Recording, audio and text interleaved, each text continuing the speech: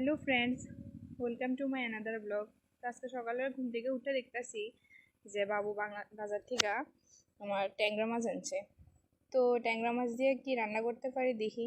তো প্রথমে ট্যাংরা মাছটিরে ভালো করে কাটলাম, আর প্রচণ্ড কাটন হয় যার কারণে একটু সময় লাগে কাটতে।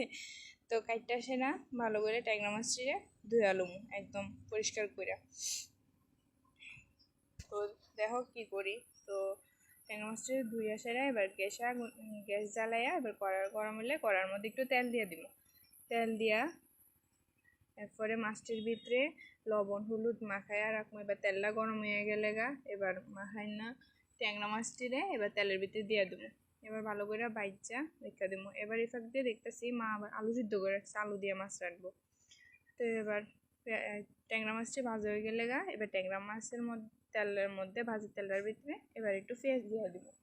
পেঁয়াজটা একটু ভাজা ভাজি হয়ে আইলে এবার ওই সিদ্ধ করে রাখা আলুটি একটু দিয়ে দিব। এবার আলুটি একটু ভাজা ভাজি হইতে হইতে আলুর মধ্যে দিয়ে দিব এবার একটু লবণ, তারপরে একটু হলুদ, তারপরে দিয়ে দিব 2টা বোম্বাই মরিচ দিয়া একটু ভালো ভাজি ভাজি করে আলুমু।